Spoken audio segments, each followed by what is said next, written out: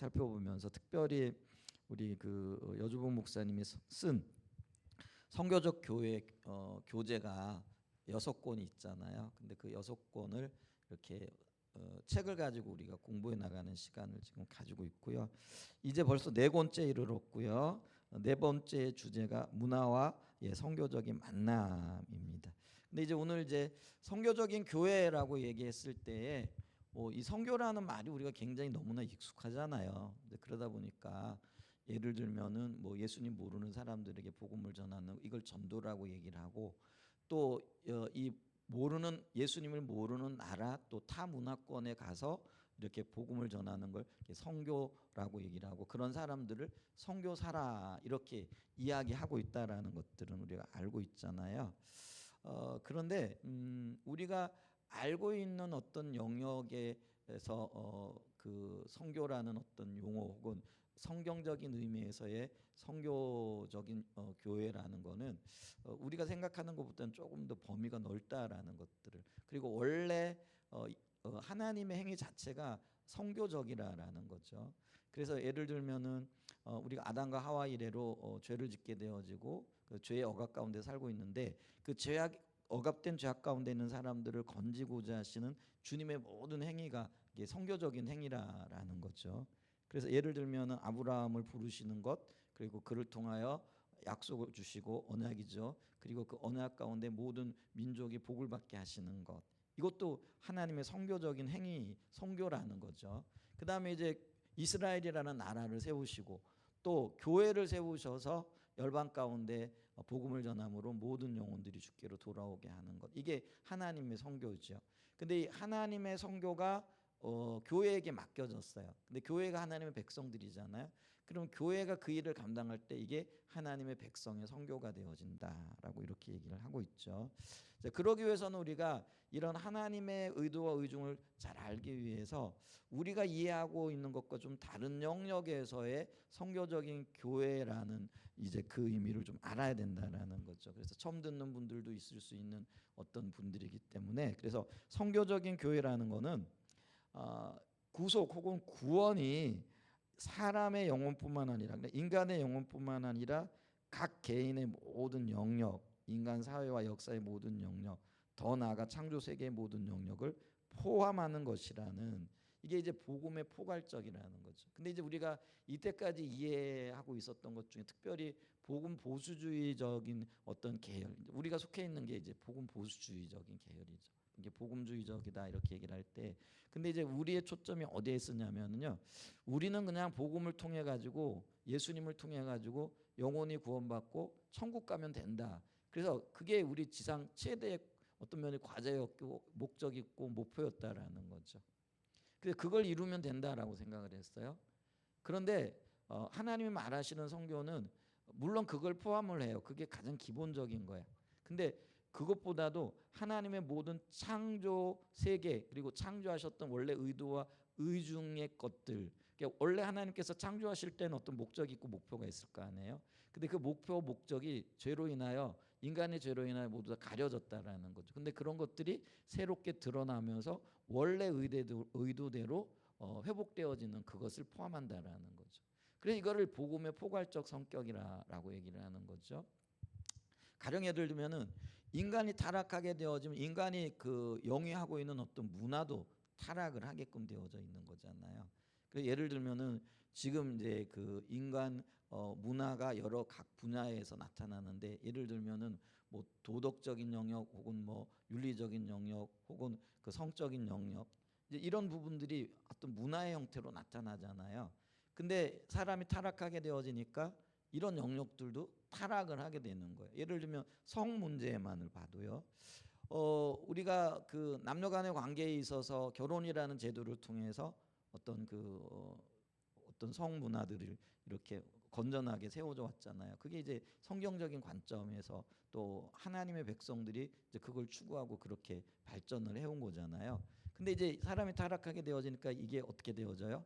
인간 쾌락을 위한 수단으로 더 전략을 하고 더 자극적인 어떤 성적인 그런 행위들을 찾게 되어지는, 그게 이제 대표적인 게 동성애 같은 걸로 나타나더라는 거예요.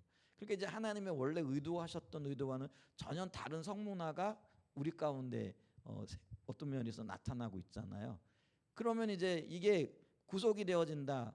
그리고 이게 구원받는다. 그리고 선교한다라고 했을 때 이 영역도 원래 하나님이 의도하셨던 그대로의 어떤 문화로, 그러니까 이게 문화의 구속까지 나가는 거예요.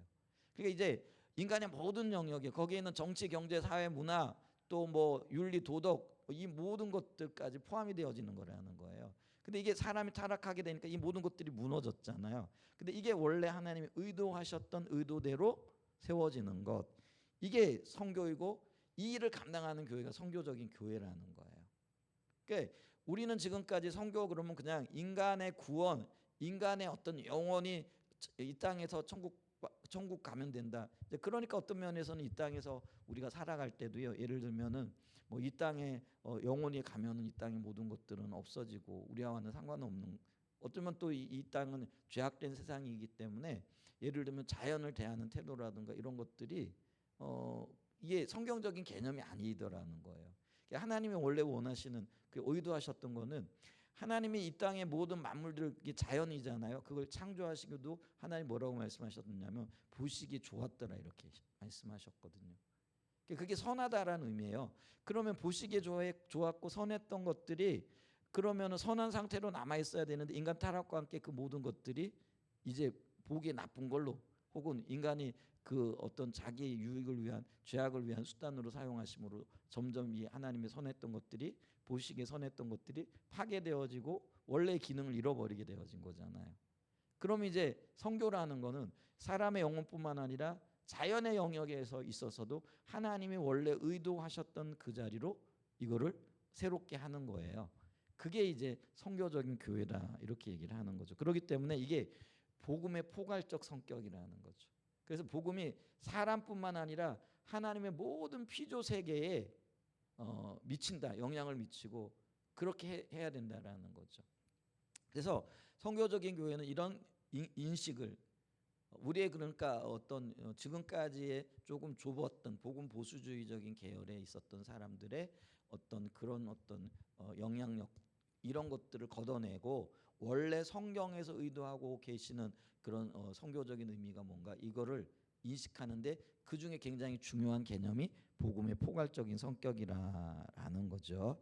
자, 이거를 깨달아 알고, 근데 이제 이걸 깨달았다라는 거는 그 인간의 영혼뿐만 아니라 하나님 모든 피조 세계가 이미 병들어 있다라는 그런 어떤 전제가 있는 거잖아요.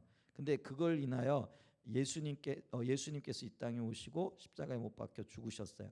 그리고 회복의 첫 신호탄이 부활이라는 거죠. 그 예수님이 모든 사망 권세를 깨뜨리시고 또 하나님의 의도하신 대로 우리를 새롭게 하시기 위하여 다시 살아나셨잖아요. 이제 그게 부활이에요. 근데 이제 이 부활로 인하여 우리의 구원의 여망이 보여지는 거잖아요. 그러니까 우리가 십자가가 우리 죄를 위하여 주님께서 죽으심이잖아요. 근데 이 십자가만 가지고는 안 되잖아요. 십자가와 함께 뭐예요? 이게 십자가 복음이라고 얘기할 때는 이 십자가와 부활이 함께 가는 걸 의미한다라는 거죠. 그래서 우리는 그냥 십자가 복음 그러니까 어떤 분이 그런 부활은 어떻게 되는 거예요? 초창기 실제로 저한테 그렇게 물어보시는 분이 있었어요. 그러니까 우리가 맨날 십자가 복음 얘기하니까 우리 교회는 부활을 얘기 안 하잖아요. 그게 굉장히 왜곡된 이해라는 거죠. 십자가 복음 안에는 이미 뭐가 같이 가는 거예요? 부활도 함께 가는 거죠. 그래서 이게 따로 떨어질 수 없는데, 이제 그렇게 저한테 물어보시는, 우리 교회는 부활은 얘기 안 하잖아요. 아니 언제 부활을 얘기 안 했냐고. 십자가 복음을 얘기하면 그 안에 부활이 있는 거라고 이제 그런 이야기를 했던 제 그런 기억이 나는데요. 근데 이제 그 구원의 어떤 시발점이 그 십자가와 부활을 통해서 시작되어진 거잖아요. 그리고 여기 우리가 보면은 예수님의 부활로부터 시작되어져. 그래서 지금 그 부활로 인한 예수 그리스도의 사망 권세를 깨뜨리시고 우리를 새롭게 하시고자 하시는 하나님의 프로젝트가 이미 시작이 되어진 거잖아요. 그래서 현재 이 모든 영역에서 이미 주님은 이미 하나님 나라를 가지고 하나님의 나라를 세워가고 계신 거죠.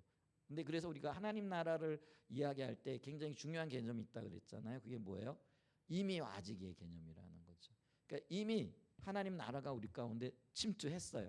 근데 이게 완성이 되지는 않았어요. 근데 이 완성은 언제 일어나는 거죠? 예수님이 우리 가운데 다시 오실 때, 그러니까 이게 우리가 재림의 때죠. 그래서 우리가 재림 예수님을 굉장히 기다려요. 그때는 이제 왜냐하면 하나님 나라가 완성되어질 거죠. 그게 이제 요한계시록 21장 22장에 나와 있는 새 하늘과 새 땅, 이제 그게 그 신천 신지라고 이렇게 얘기를 하는 거죠. 원래 신천 신지, 이게 신천지잖아요. 굉장히 아름다운 용어인데 요게 신천지라는 이단에서 선점을 하는 바람에 요 말을 쓰기가 참 이게 어떤 표현에서는 굉장히 조심스럽죠. 근데 원래 성경은 신천 신지, 그래서 새 하늘과 새 땅을 얘기를 해요. 굉장히 아름다운 하나님의 구원의 완성, 이 때를 이렇게 가리키는 그런 거죠. 그래서 이 신천 신지를 향한 하나님의 구속의 역사를 지금 행하고 계시죠. 그래서 이게 새 창조의 역사라는 거예요. 그래서 이게 하나님의 원래 창조가 인간의 타락으로 인하여 옛것이 되어 버렸어요. 그래서 주님이 예수 그리스도의 십자가와 부활을 통하여 새로운 역사를 이루고 계세요. 그게 이제 새 창조의 역사라는 거예요. 그래서 이 새 창조의 역사에 모든 시작되어진 새 창조의 역사에 모든 성도가 자신의 삶의 영역에서 적극적으로 동참하는 삶을 사는 것, 이게 이제 선교적인 삶이에요. 그리고 이런 선교적인 삶을 사는 백성들을 향하여 선교적인 교회라 이렇게 얘기를 한다는 거예요. 자, 이렇게 설명을 하게 되어지면 우리가 지금 이해하고 있었던 혹은 그냥 일반적으로 생각하고 있던 선교의 의미와는 전혀 다른 의미에서의 선교적인 백성, 선교적인 교회의 어떤 사명이 나온다라는 거죠. 그리고 우리는 뭐예요? 새 창조에 참여한, 그 새 창조에 참여함으로써 하나님의 새로운 하나님 나라 신지를 향한 하나님의 구원의 완성을 함께 이루어가는 동역자일 뿐만 아니라 그리고 그 일을 이루어가는 선교적인 백성이고 선교적인 교회가 되어진다라는 것이죠. 근데 이 일을 이루는 데 있어서 각 성도가 어떻게 참여하느냐, 자신의 일터에서 참여를 한다라는 거죠. 그럼 일터라니까 그럼 우리가 일터 그러면 이제 우리가 직업을 가져야 되겠네. 직업이네. 맞아요. 내가 직업을 가지고 있다면은 그 직장에서 이 예수 그리스도를 드러내고 새 창조의 역사를 이루어가는 놀란 열매들을 맺어가는 것들을 얘기를 하는 거예요. 근데 그러면은 이게 직업만 얘기하는 나? 아니죠. 우리에게 맡겨진 모든 일들이 우리에겐 소명이 되어지는 거예요. 그러니까 주부는 주부로서, 또 학생은 학생의 자리에서, 또 이 모든 것들이 우리의 어떤 일터가 되어지고 그게 소명이 되어진다라는 거죠. 그래서 이 마틴 루터가 일의 소명이라 이렇게 얘기를 했잖아요. 그러니까 우리의 일, 우리에게 맡겨진 일이 그게 소명이고 그게 직업일 수도 있고 우리에게 맡겨진 일일 수도 있다라는 거예요. 그래서 우리는 그 일을 통해 가지고 이제 그거를 이제 다른 말로 얘기하면 일터 사역이라 이렇게 얘기를 하고 있고요. 그래서 이제 우리가 새롭게 조명해 봐야 될 것이 일의 신학이고 일터에서 우리가 어떻게 주님을 드러내고 하나님의 새로운 창조의 역사를 이루어가야 될 것인가. 그러니까 그런 고민을 통해서 우리는 선교적인 백성, 선교적인 교회의 삶을 살아가게 되어진다라는 거죠.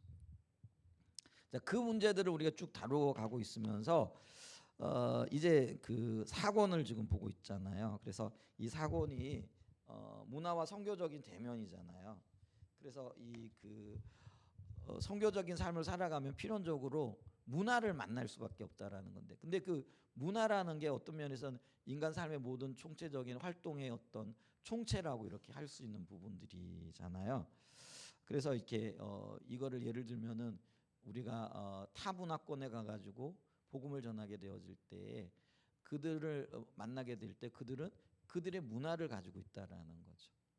근데 이 선교라는 거는 지금까지 얘기했듯이 이 새 창조의 역사, 그리고 이 부활하신 주님, 그 부활하신 주님이 우리의 왕이 되어지는 거잖아요. 그래서 하나님 나라를 이루어가는데 이 하나님 나라는 우리가 하나님이 통치자가 되신 나라를 얘기를 하는 거죠. 그래서 복음의 가장 주된 내용 중에 하나는 예수가 왕이다라는 거잖아요. 근데 그 예수가 왕이라는 거는 실질적인 삶의 영역에서 왕이 주가 되어지는 거잖아요. 근데 이제 문화적인 차이가 있다라고 얘기를 했죠. 그래서 우리가 예를 들면 인도 같은 경우에는 그들이 주라고 이렇게 고백하는 그 주 속에는요, 그 삶에서 여러 영역에서 어떤 뭐 특별한 의미를 가지지만은 우리가 의미하는 주의 의미는 아니라는 거죠. 우리가 얘기할 때 예수를 주라고 고백할 때는 그 주는 유일한 우리의 왕으로서 삶의 정권을 가진다라는 그런 의미잖아요. 근데 예를 들면은 우리가 지난번에도 얘기했지만 인도 같은 경우에는 수아미라고 그런다잖아요. 그게 이제 우리가 얘기하는 주라는 의미라는 거죠. 근데 그들에게 문제는 뭐냐면 주가 3,000개가 되어지는 거죠. 그들의 문화권에서 그렇다라는 거예요. 그래서 그러면 이제 복음을 전했을 때 예수가 수아미 주입니다라고 얘기하면 옳다고 맞다고 그들이 주를 받아들이는 거예요. 근데 그들은 뭐예요? 3천만 개 중에 하나. 그래 3천만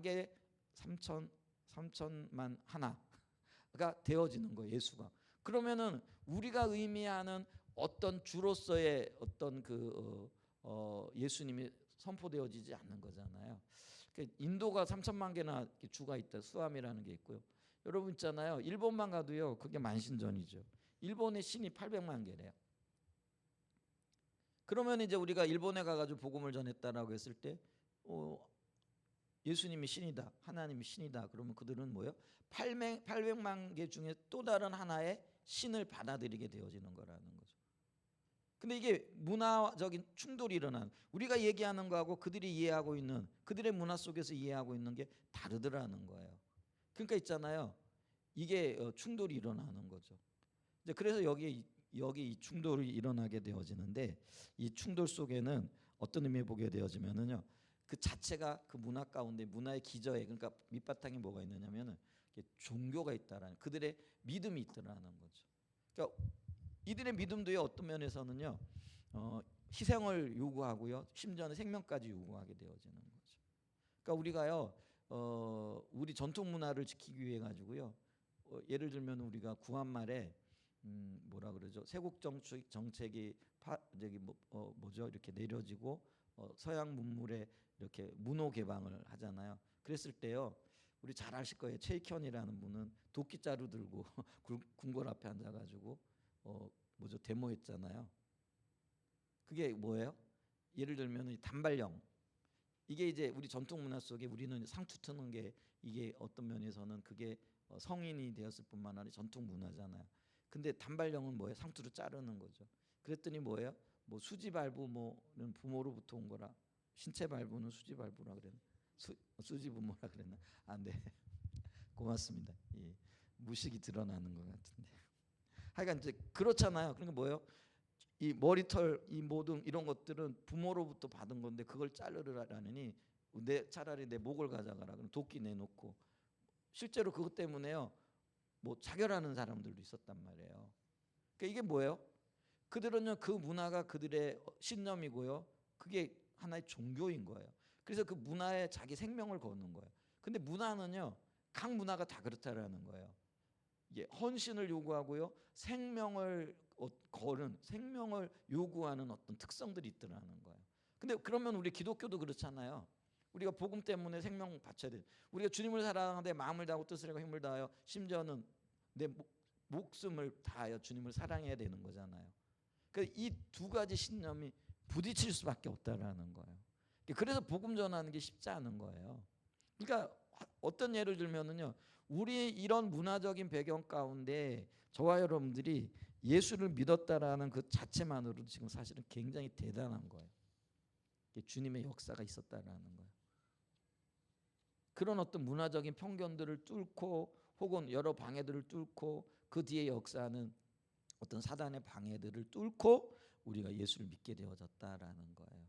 근데 우리는 그렇게 예수를 믿어서 굉장히 감사한데, 타 문화권에 있는 사람들, 혹은 지금 우리나라 안에서도요, 그 우리가 같은 지역에 살면서도 문화적인 어떤 뭐 지향이나 이런 것들이 서로 다를 수 있잖아요. 그러니까 여기서 다툼이 생기는 거라는 거죠. 그 얘기를 지금 얘기하고 있고요. 그래서 우리가 왕이신 하나님을 전하게 되어지면 다른 왕을 믿고 있는 저들과 필연적으로 충돌이 생기게끔 되어져 있다. 그래서 이게 문화와의 선교적인 대면이 필요하다. 그래서 이렇게 만나게 되어질 때 이걸 이해하지 못하게 되어지면은요, 우리는 뭐예요?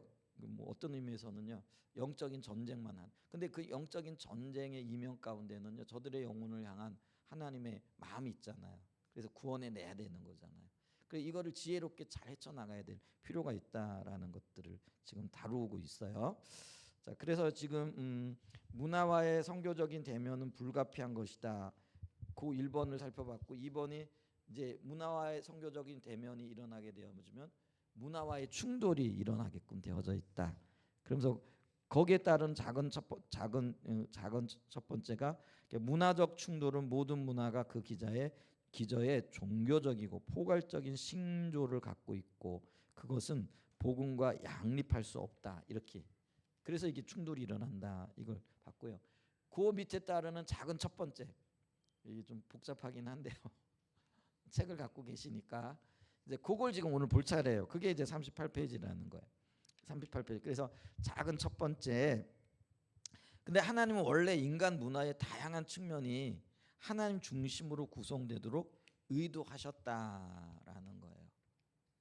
그러니까 그 모든 문화의 어떤 부분에 이게 우리가 일반 원총이라 이렇게 얘기를 할 때 이게 일반 원총이라는 건 자연을 통해서도 하나님을 볼 수 있다라는 그런 의미잖아요. 그래서 원래는 하나님은요 이 자연 모든 곳에 하나님을 심어 놓으셔서 정직하게 자연의 사물을 바라보게 되어지고 그거를 우리가 정직하게 살피게 되어지면 그곳에서 하나님을 발견할 수 있도록 하셨다라는 거예요. 그래서 어떤 분들은요 특별 은총이 없이도 그게 이제 성경이잖아요. 예수 그리스도가 특별 은총인데 그거 없이도 하나님께서 모든 자연 만물 가운데 하나님을 심어 놓으셨기 때문에 정직하게 그리고 왜곡되지 않으면은 그걸 발견하게끔 되어져 있다라는 거예요. 그 얘기예요. 그래서 그 중심에 그 어떤 면에서는요, 이 땅의 모든 것들이 하나님을 바라보게끔 해놨다라는 그런 의미인 거죠.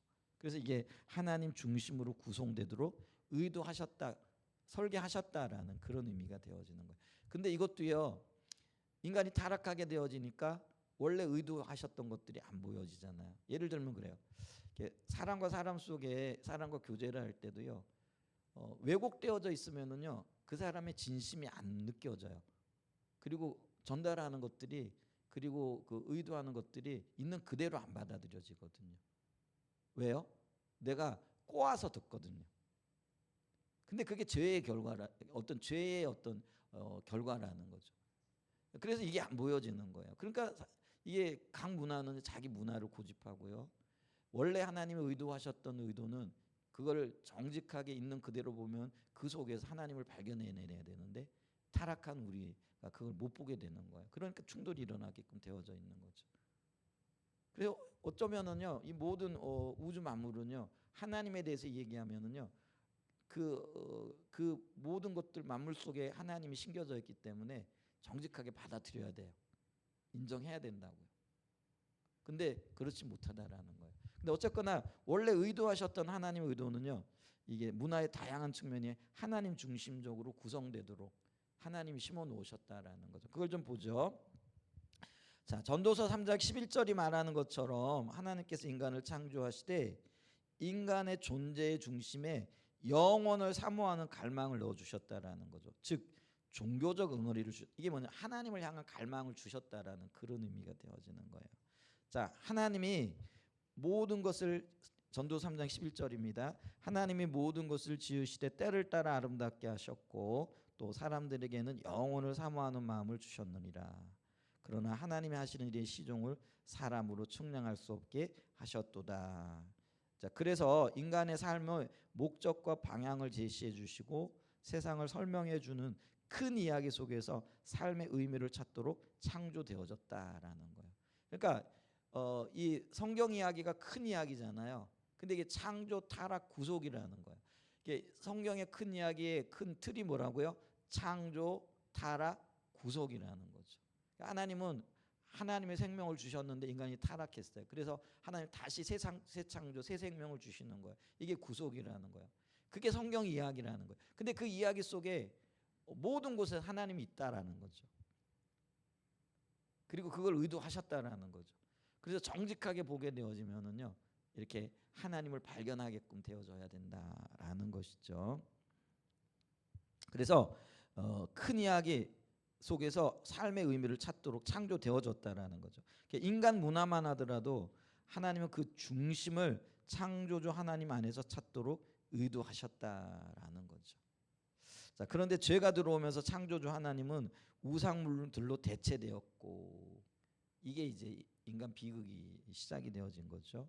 자, 그래서 인간은 인간 문화의 다양한 면모를 통합하고 구성하고 형성하되 하나님의 설계에 거스르는 방식으로 하게 되어졌습니다. 그래서 있잖아요. 사단은요. 하나님을 믿으라 아니 그 하나님을 믿지 말고 나를 믿으라 이렇게 얘기하지 않아요. 그냥 그들이 주장하는 건 뭐예요? 자기는 쏙 감춰버리고 하나님을 믿지 말아라. 그리고 너를 믿어라 이렇게 얘기를 하는 거예요. 근데 그 너를 믿으라고 얘기하는 그 이면에 뭐가 있는 거예요? 나를 믿으라는 말이 들어가 있는 거예요. 근데 그걸 싹 감춰버리고요. 그래서 우리가 하와를 미혹할 때도 사단이 했던 말이 뭐예요? 하나님 믿지 말고 너 자신을 믿어 이거거든요. 그러니까 네가 네 하나님 되어 이거거든요. 근데 그 이면에 단말이 생략이 되어져 있는 거예요. 그게 나를 믿는 거야. 이게 생략이 되어져 있는 거죠. 근데 사람은요, 어떤 면에서는요, 중립이 없어요. 그러니까 하나님을 믿든지 사단을 믿든지 둘 중에 하나라는 거예요. 근데 있잖아요, 하나님을 믿는 것 이걸 생각하니까 뭔가 꼭 억압이 되어지는 것 같고 의지하는 것 같고 어떤 면에서는 의존적인 존재인 것 같아요. 그러니까 자기가 하나님 되려고 하는 거예요. 근데 자기가 하나님 된다는 그것이 결국은 사단을 믿는 거거든요. 근데 그걸 몰라요. 그게 우리의 한계였고요. 그래서 이제 아담과 하와가요. 아담과 하와가 그 뱀의 유혹을 받을 때 뱀이 하나님 믿지 말고 나 믿어. 그래야 네가 생명을 얻을 거야. 이렇게 얘기를 했다면은 안 믿었을 거라는 거예요. 근데 너를 믿어. 그게 이제 어떤 면에서는요. 그러니까 인간의 사고와 인간의 어떤 모든 것들이 통합되어진 그게 이제 결국 문화라는 형태로 나타나게 되어지는 거잖아요. 그러니까 그게 눈을 가려버린 거예요. 사실은 근데 그 뒤에 누가 있는 거예요? 사단이 있다라는 거죠. 그러니까 우리가 그걸 인식하면 참 좋겠어요. 근데 그 인간은 인간 문화의 다양한 면모를 통합하고 구성하고 형성하되 하나님의 설계에서 원래 의도하셨던 그것을 튀는 거죠. 근데 그런 어떤 열매들이 나타나게 되어졌다라는 거죠. 그래서 그렇게 모든 인간 문화의 다양한 측면은 항상 어떤 중심을 둘러싸고 구성되게 마련이라는 레슬리 뉴비긴의 주장은 매우 옳다라는 거죠. 뉴비긴이 이렇게 말하는 거예요. 인간의 본성은 공백을 혐오한다. 그러니까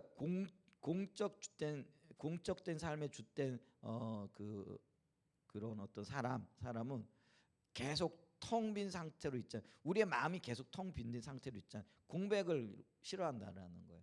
그래서 하나님으로 채워지든지 아니면 다른 무엇으로 채워지게끔 되어져 있는데 사단은 너로 채워라라고 말했는데 그게 아니라는 거예요. 중립지대가 없는 거예요. 사단으로 채워지는 거죠.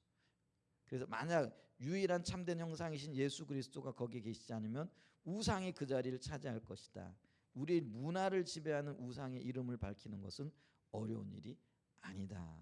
그래서 있잖아요. 우리의 마음을 문화가 채우는 거예요. 근데 그 문화의 기저에 뭐가 있는 거예요? 우상이 있고 다른 신이 있더라는 거죠. 자, 작은 두 번째. 그래서 있잖아요. 문화의 종교적인 믿음은 공동체 역사 속에서 발전해 간다. 그래서 우리가 문화가 발전해 간다 이렇게 얘기를 하잖아요. 사람과 함께 문화도 자라나는 거예요. 문화가 발전한다 이렇게 얘기를 하는 거죠. 자, 문화의 종교적인 믿음은 어느 날 갑자기 하늘에서 떨어진 것이 아니라 문화 공동체의 특정한 역사 속에서 발전합니다. 이것은 모든 문화에서 마찬가지입니다. 바로 여기에 심각성이 있습니다. 모든 기독교인은 어떤 특정한 문화에서 태어나며 어린 시절부터 그 문화의 종교적 믿음 속에서 자라납니다.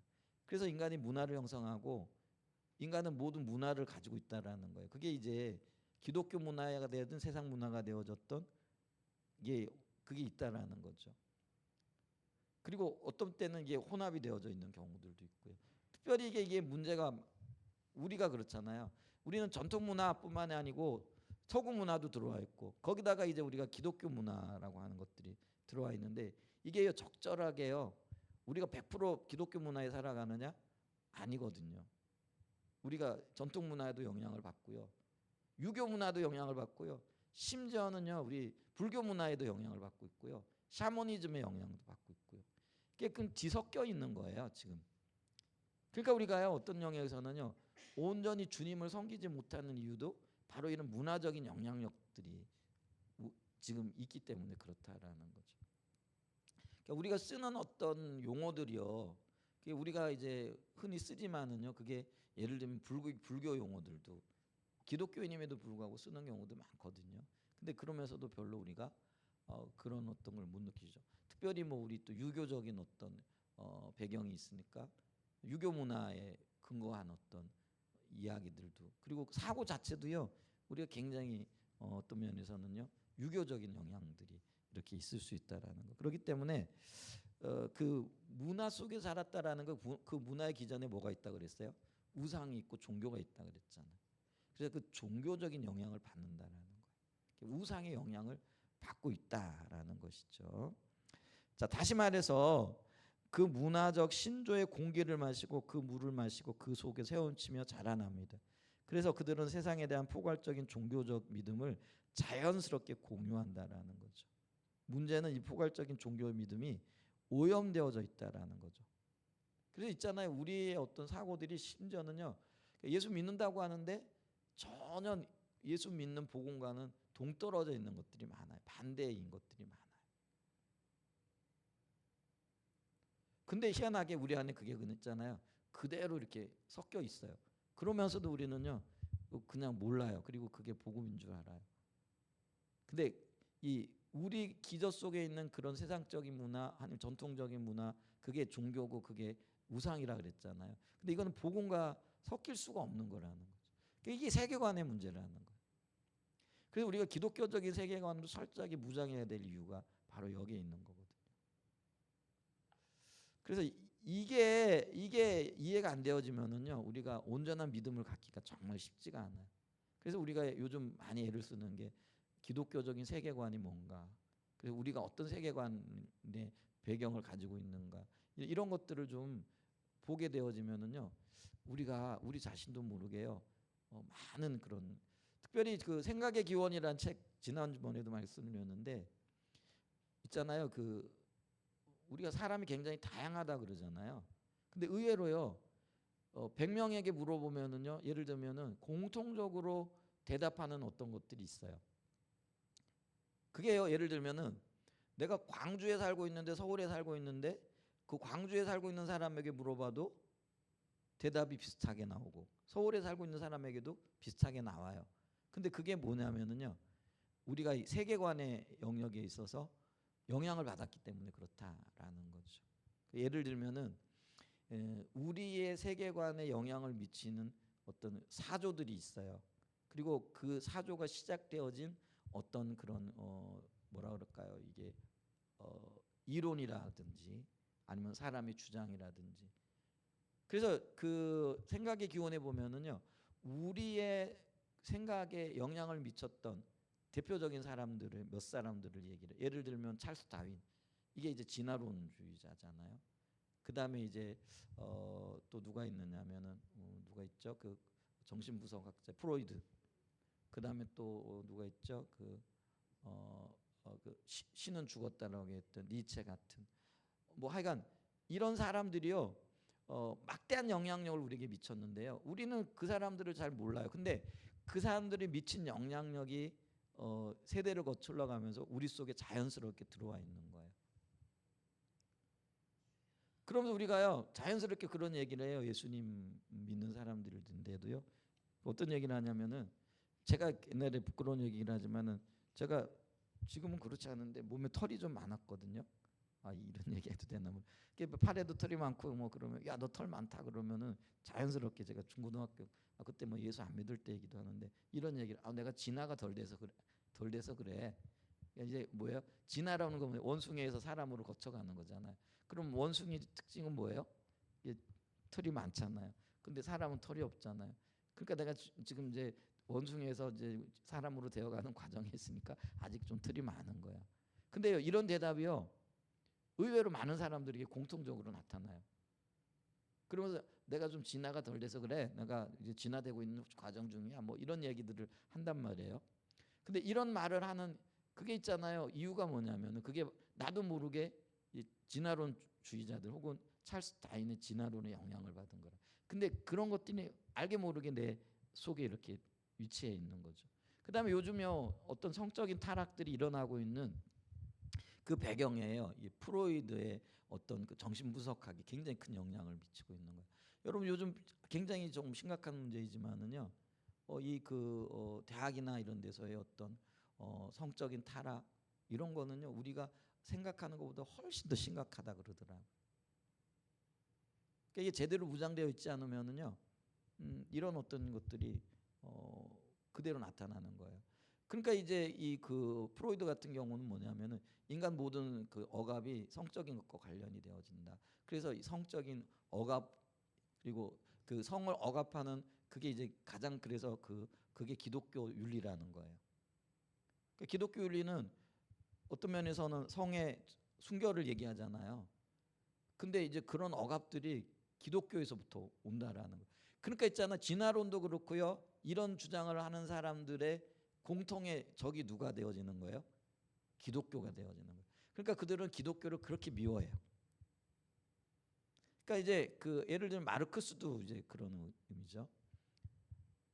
그 마르크스는 어떤 의미에서 보게 되어지면은 이제 공산 사회를 하기 위해서는 질서가 깨져야 되는데 근데 기독교에서 질서를 굉장히 강조를 하잖아요. 권위를 얘기를 하고 이 권위도 우리가 어떤 그 안에서 하나님의 권위 안에서 우리가 진정한 자유를 누린다 이런 우리는 이제 그렇게 이해를 하고 그렇게 받아들이잖아요. 근데 이런 모든 권위가 그 마르크스 입장에서 보게 되어지면은요 인간의 자유를 억압하는 거. 그러니까 이 기독교는 타파되어져야 할 종교가 되어지는 거예요. 근데 있잖아요. 모든 어떤 세상적인 것들이 이제 그런 어떤 생각을 가지고 있고요. 그리고 거기에 뿌리를 두고 있는 거예요. 그러면 그게 확 어떤 면에서는 지금 현 사회를 구성하고 있는 사람들의 어떤 뿌리를 지금 형성하고 있는 거죠. 그러니까 이제 자연스럽게 기독교에 대한 반감이 생기게 되어지고요. 그러니까 이게 잘못된 어떤 면에서는요. 그 뭐죠? 그 뿌리를 갖고 있는 거죠. 그래서 있잖아요. 사람들이 공통적으로 자기는 배우지 않았다라고 생각하고 있는데 자기도 모르게 그런 영향들이 우리 가운데 와 있기 때문에 그래서 사람들이 어떤 거를 질문하잖아요. 그러면 지역이 다른데도 다른 데서 살고 있는데도 불구하고 한 번도 만난 적이 없는 사람인데도 불구하고 대답이 거의 비슷하더라는 거예요. 근데 그 비슷한 이유가 뭐냐면은 바로 그런 어떤 그 뭐라 그럴까요? 그 생각을 갖게 하는 뿌리들이 있더라는 거예요. 근데 그 대세적인 주류가 그 기저에 지금 가장 밑바탕에 진화론이 있고요. 그 다음에 이제 마르크스주의가 있고요. 마르크스라 프로이드라든지 또 이런 뭐 니체라든지 이런 사람들이 우리의 어떤 생각을 형성하는데 막대한 영향을 미쳤고요. 그런 것들이 지금 우리의 행동과 또 우리의 삶에 나타나고 있더라는 거예요. 그래서 성적인 타락이요. 예를 들면은 그 프로이드의 정신 분석학에서 성의 억압을 깨트리는 거기에서 인간의 자유 그리고 인간의 창의성 뭐 이런 것들을 그러니까 그런 것들이 주장되어졌거든요. 근데 그게 시간이 지나고 세월이 지나면서 그 사람들 사이에 엄청난 영향력을 미친 거예요. 그리고 그 영향이 지금 현 시대 대학 문화 가운데 대학의 성문화 가운데 그런 것들이 나타난다라는 거예요. 사실 이게 굉장히 무서운 일이 되어진다라는 거죠. 그러니까 이게 그 문화가요. 그 밑에 지금 인간의 어떤 그 타락과 관련이 되어졌고 그 종교적인 믿음이 있고 근데 그게 오염이 되어져 있다라는 거예요. 근데 이거는요. 우리의 복음과 양립할 수 없는 거예요. 그러니까 싸우는 거예요. 그러니까 어떤 의미에서 보면은요. 세상이요. 세상이 기독교를 그렇게 미워할 수밖에 없는 이유도 이게 양립이 안 된다라는 거예요. 그러니까 우리가 이해할 왜 그렇게 왜 교회를 미워하는지 혐오하는지 혹은 교회가 무슨 일을 한다 그러면 쌍심지를 들고 반대를 하잖아요. 근데 그게 바로 이런 영향력 때문에 그렇다라는 거예요. 양립될 수. 근데 우리가 그걸 이해하지 못하면은요 굉장히 지치죠. 근데 이걸 이해하게 되어지면은요 이게 여기에 따르는 어떤 타개척이 나오는 거예요. 우리가 그러면 이런 생각을 가지고 이런 문화적인 배경을 가지고 있고 또 이런 어떤 기저 뿌리를 갖고 있는 사람들을 어떻게 대해야 할까 이게 나오는 거예요. 그러면서 복음으로 그들을 끌어안을 수 있는 이제 그런 어떤 것들이 나오는 거죠. 결국은 뭐 그거밖에 없어요. 그게 뭐예요? 십자가의 길이라는 거죠. 십자가의 길은 어리석은 길처럼 보이잖아요. 근데 그게 결국은 승리의 길로 나가는 그런 예를 우리가 볼 수가 있겠죠. 자, 그래서 여기 손병호 교수의 예를 들고 있어요. 예를 들어 손병호 교수는 그의 책 쉽게 풀어쓴 세계관 특강에서 우리나라 문화의 바탕에는 유교와 무속 신앙이 놓여 있다고 말합니다. 저는 이 책은 아직 못 읽어봤는데 기회 되면 한번 읽어보면 좋겠어요. 손봉호 교수님이 쓰셨다네요. 무속 신앙의 한 핵심은 기복 신앙입니다. 제가 미국에서 공부할 때 우리나라의 첫 통신 위성을 미국 발사체를 빌려서 우주로 쏘아 올리는 뉴스를 본 적이 있습니다.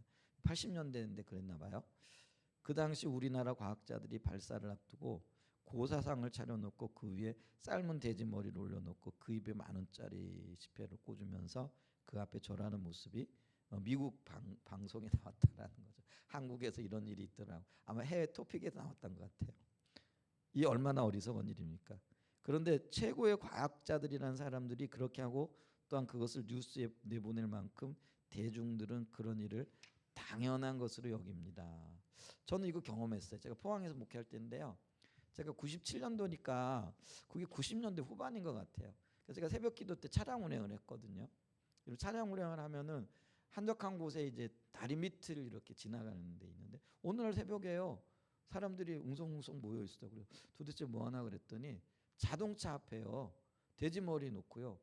이게 고사 지내더라고. 제가 보니까요. 그분이 차를 처음 샀나 봐요. 그러니까 그 차를 처음 샀는데 그 낮에는 안 하고 밤에 첫 새벽에 그 새벽 예배 드릴 때가 우리가 그때 5시 예배 드렸으니까 4시 반쯤에나 차량 운행을 할 거잖아요. 그런데 아마 그들 이 생각에 부정 탄다고 그랬나 봐요. 그러니까 사람들이 아주 드문 시간에 그러니까 이제 근데 차가 불빛이 비쳤으니 그들은 재수 없다 생각했을지 모르겠어요.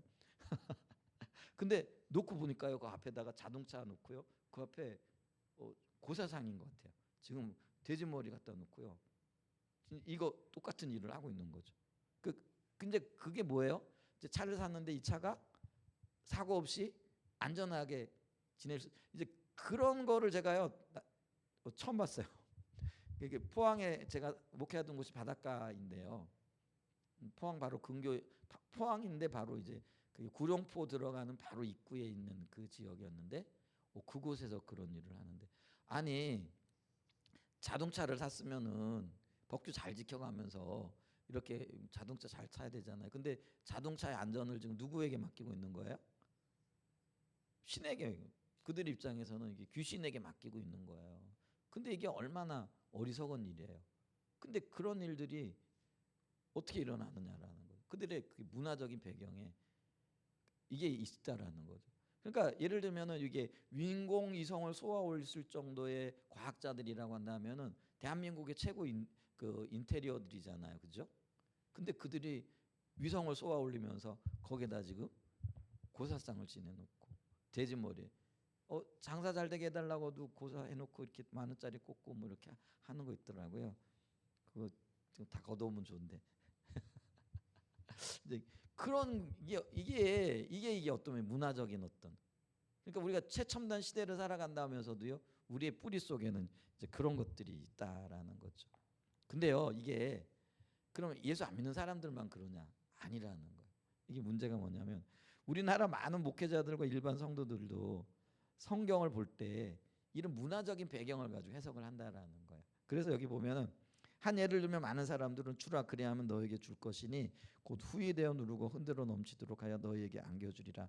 너희가 헤아리는 그 헤아림을 너희도 헤아림을 도로볼. 이거 굉장히 우리 잘 알고 있는 말씀이잖아요. 누가복음 6장 38절이죠. 근데 우리는 이 말씀을 어떻게 연결하느냐면은 헌금과 연결시켜 해석한다라는 거죠. 그래서 그리고 때로는 더 나아가 그 구절을 헌금의 씨앗을 심으면 하나님께서 100배, 60배, 30배 축복해 주시다는 식으로 씨 뿌리는 비유와도 연결한다라는 거죠. 왜냐면 우리가 이게 기복적인 어떤 문화적인 배경이 있기 때문에 그래요. 근데 이거는 구제와 관련된 말씀인데요. 헌금과는 전혀 상관없는 말씀이기도 하고요. 그리고 하나님 나라를 하는 헌신과도 관련이 되어진 거예요. 그런데 우리는 그거를 자연스럽게 이게 자기가 복 받는 것과 연결시켜 가지고 이걸 얘기를 한다라는 거예요. 자, 그래서 한번 읽어보면은요. 그러나 그것은 성경을 왜곡되게 잘못 해석하는 것입니다.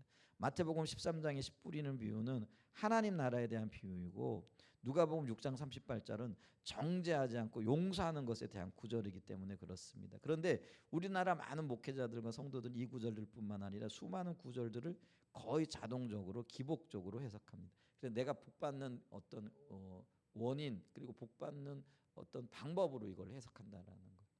그래서 여기 우리가 있잖아요. 그래서 이게 예를 들면은 주라라고 했으니까 이게 이제 많은 사람들에게 나눠주되 내가 복받기 위한 수단으로 이걸 생각한다라는 거예요.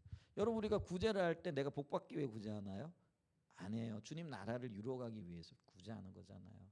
그래서 내가 구제하는 거는요 나의 헌신이 뒷받침된 거예요. 그래서 내가 이 헌신하고요 아무런 하나님의 대가가 없어도요 그거 자체로 그게 즐거운 일이고 기쁜 일이고 그런 거예요. 요즘 제가 가만히 보니까 그래도 우리나라 그 크리스찬 연예인들 중에 이 정말 어떤 의미 뭐 하여간 겉으로 드러나는 거 보니까 많은 기부를 하시는 분들이 있더라고요. 그런 분들 볼 때 참 존경스럽긴 해요. 그러면서 참 저 사람들은 돈을 많이 벌긴 하는가 보다. 이게 인간적인 생각인가. 근데 보니까 기부하는 게 우리 삶과는 다르더라고요. 뭐 수백억씩 하는 분들도 이렇게 있더라고요. 근데 그 수백억을 했더라고 하더라도요. 그게 칭찬을 받기 위한 수단이 되어져서도 안 되고요. 더 나아가 내가 그것 때문에 복을 받는 또 더 많은 것들을 얻기 위한 수단으로 여겨지면 이게 기복주의 신앙이라는 거예요. 그리고 그게 우리 문화에 기저에 있더라는 거예요. 기복신앙 연결되어지는 거예요. 그게 아니라는 거예요. 우리는 있잖아요. 주면 그걸로 잊어버려야 돼요. 그게 이제 어떤 의미에서 성경적인 의미잖아요. 그러니까 하나님이 갚아주시면 감사하고 안 갚아주셔도 그걸로 족한 거죠. 그렇게 되어지는 거죠. 그런데 우리나라 많은 목회자들은요. 성도들과 이 구절을 뿐만 아니라 수많은 구절 거의 자동적으로 기복적으로 해석하는데 그리고 많은 경우 주일 설교는 기복적인 내용이 일색입니다. 또한 서울 어느 지역의 점쟁이들은 이게 사실인지는 뭐 저기 우리 저자가 확인하고 이런 얘기를 했겠죠. 근데 그 지역에 있는 큰 교회 집사들로 인하여 먹고 산다는 웃지 못할 이야기도 있습니다. 이게 참 그렇잖아요. 여러분 혹시 이렇게 요즘 보다 보니까요. 그 뭐 신년 운세 지금 이제 연말 되어지니까 뭐 이런 것들 막 앱에 뜨죠. 그러면 이제 궁금하다고 열어보세요, 안 열어보세요? 안 열어보시겠죠. 근데 우리 안 해요. 그런 게 뜨는 이유가 뭘까요? 많은 사람들이 거기에 대한 뭐죠? 이 첨단 시대에 거기에 대한 신뢰를 가지고 있고요. 그걸 보는 사람들이 그만큼 많은 거예요. 그러니까 이제 그렇게 뜬다라는 건 돈이 되니까 그걸 자꾸 프로그래밍 시키는 거겠죠. 근데 예수 믿는 사람들도요. 그거 뭐 별로 대수롭지 않게 생각하는 것 같더라고요. 근데요. 그 행위 자체는 대수롭지 않을지 몰라요. 근데 그 기저에 뭐가 있느냐라는 거예요. 하나님보다 다른 신을 숭배하는 거예요. 그게 우상이에요. 그런 어떤 기계 있다라는 거예요. 근데 그리고 우리는 생각도 안 하고요. 뭐 별 생각 없이 그런 것들 열어보기도 하고요. 어떨 땐 그거 읽어보기도 하고요. 여러분 옛날에 지금 제가 요즘은 신문을 안 보니까 스포츠 신문 뭐 이런 거 보면은 가판대에서 많이 팔았잖아요. 근데 거기에 굉장히 중요한 인기 코너가 뭐예요? 그게 주간 운세, 뭐 일일 운세 이런 게 꼭 들어가요. 근데 꼭 들어가는 이유가 뭘까요? 사람들이 그만큼 많이 찾거든요. 근데 그리스도인들도요. 그거를 아무렇지도 않게 그거를 보고 있어요. 그래서 오늘 어떨까? 오늘 운이 좋을까? 아니면 오늘 재수가 어떨래나? 뭐 이러면서 보고 있단 말이에요. 근데 이게요. 정말 웃지 못할 일이래요. 굉장히 심각한 문제라는 거죠. 근데 서울에 있는 큰 점쟁이 서울에 있는 지역에 점쟁이들은 그 지역에 있는 큰 교회 집사들로 인하여 산다라는 그런 적이 있네요. 그들의 자녀나 손주들이 태어나거나 사업을 시작하면 이름을 짓기 위해 이사나 자녀들이 결혼을 앞두고 소위 손 없는 날짜를 잡기 위해 점쟁이들을 찾기 때문이래요. 여기 또 떠오르는 해를 보면서 소원을 빌면 그 소원이 성취된다는 이해를 가지고 새 첫날 일출을 보기 위해 달려가는 기독 청년들도 많이 있다. 제가 포항에 구룡포에 살았다 그랬잖아요. 그러니까 거기가 이제 해돋이 하는데요. 그러니까 31일 되면은요. 그날 밤부터 시작해가지고요 길이 꽉 막혀요. 왜냐하면 우리가 사는 그 지역을 지나가거든요. 그럼 그 다음 날요 아침 10시 11시까지 우리는 꼼짝도 안 하고 있는 게 좋아요. 왜냐하면 그날 나갔다가는요 거기에 그냥 여기 서울 저기 그 뭐죠? 우리 명절 때 길 막히는 거 그 이상이에요. 근데 그들이 단순하게 일출만 구경하려고 왔을까요? 뭐 때문에 왔을까요? 복을 빌기 위하거든요. 일출을 보고 일출 그 떠오르는 해를 보면 그 해의 기운을 받는데 해에 무슨 기운이 있어요. 물론 에너지는 있겠지만은 그 해가 우리에게 복을 주고 그 해가 우리에게 어떤 뭐 그 영적인 뭐 근데 그게요 우리 무의식 속에 그런 것들이 있는 거예요. 그래서 기독 청년들도 그걸 해요. 차라리 일출 보고 싶으면은요 일출이 아주 신기하긴 하더라고요. 그냥 다른 날 그 일출 그거 장관 한번 볼 필요가 있어요. 제가 예전에 그 목사 안수 받을 때인가 봐요.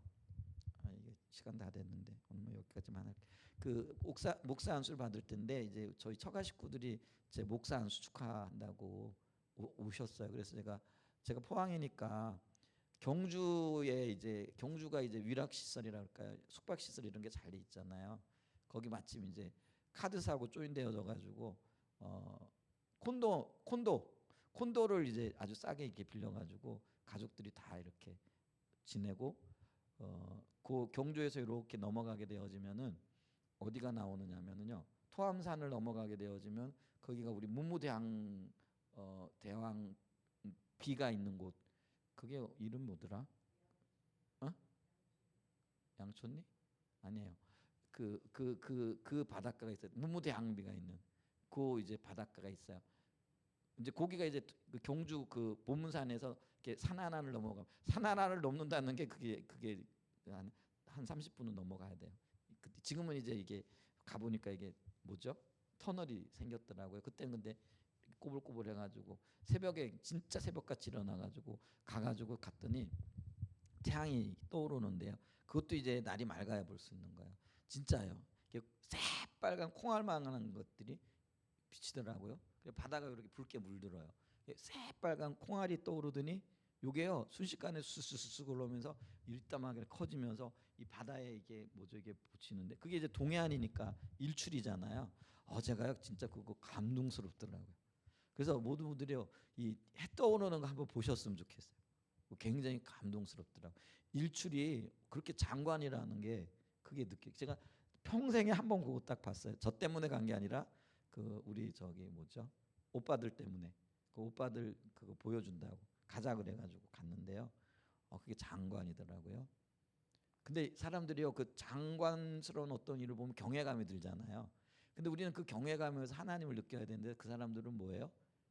그것에 어떤 기운이 있는 것처럼 느끼는 거죠. 그래서 일출을 보려고 해요. 그래가지고 가면은 정말 밤 10시부터요. 예를 들면 구룡포 대보에 가면 뭐 있어요? 그게 구룡포 거기에 가면은 왜 이 손 동상 새겨 놓은 데 있잖아요. 거기를 뭐라 그러더라? 살았으면서 호미곶.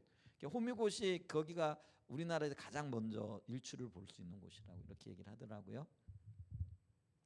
정동진도 유명하고 호미곶인데 이제 우리가 그 근처에 살았어요. 저희들이 거기서 목회를 했는데 근데 거기 가서는 일출을 본 적은 한 번도 없어요. 우리 형님이 한 번 왔을 때 갔다가 그날은 일출을 못 봤어요. 일출 보는 게 쉽지 않더라고요. 근데 하여간 밤 10시부터요. 좋은 자리 잡고요. 일출 보기 위해 가지고 정월 초하루라 그러죠. 이제 지금 오늘 이제 1월 2일 넘어갈 거예요. 아마 거기 야단법석 날 것 같아요. 그런 일들이 이렇게 일어나더라고요. 근데 그게요. 이게 그 뭐예요? 기복적인 어떤 문화적인 어떤 영향력이 있다라는 거예요. 이제 그게 참 묻지 못할 일인 거죠. 자, 그래서 보세요. 이 모든 것들은 예수님을 믿으면서도 실제로는 우리 문화의 종교를 따라 살아가는 우상 숭배적인 삶의 일부분들에 불과합니다. 제가 이렇게 말하면 어떤 사람들 요즘 많은 젊은이들이 더 이상 그렇게 하지 않는다고 말할지 모르겠습니다. 맞습니다. 요즘 우리나라 젊은이들은 더 이상 그렇게 하지 않습니다. 그러나 그들은 또 다른 문화인 현대 서구 문화에 물들어 있다라는 거죠. 그들은 모양은 다르지만 매우 심각한 어떻게 보면 더 심각한 그 문화의 영향을 받고 그 문화를 따라 살아간다라는 근데 그게 우상 숭배라는 거죠. 그리고 요즘 젊은이들이 살아가는 거 보세요. 그들이 어떤 면에서는요, 우리 그 복음과는 양립할 수 없다 그럴까요? 그런 것들을 따라 살아가고 있는 거. 굉장히 위험한 길을 가고 있는 부분들을 우리가 볼 수 있다라는 거죠. 시간이 너무 빨리 가버렸네요. 저만 빨리 간 건가요? 네. 그래도 위안이 되기는 어제 지난번에 우리 희승 형제님이 희승 집사님이 수요일 날 이렇게 예배드리고 난 다음에 시간이 너무 빨리 갔다고 그랬어요. 그래서 위로가 됩니다. 네. 네, 여기까지만 재밌잖아요. 이런 얘기들을 이렇게 배워가면서 우리가 이렇게 살아갔으면 좋겠어요. 자, 우리 한번 돌아보고 기도하죠. 주님, 우리가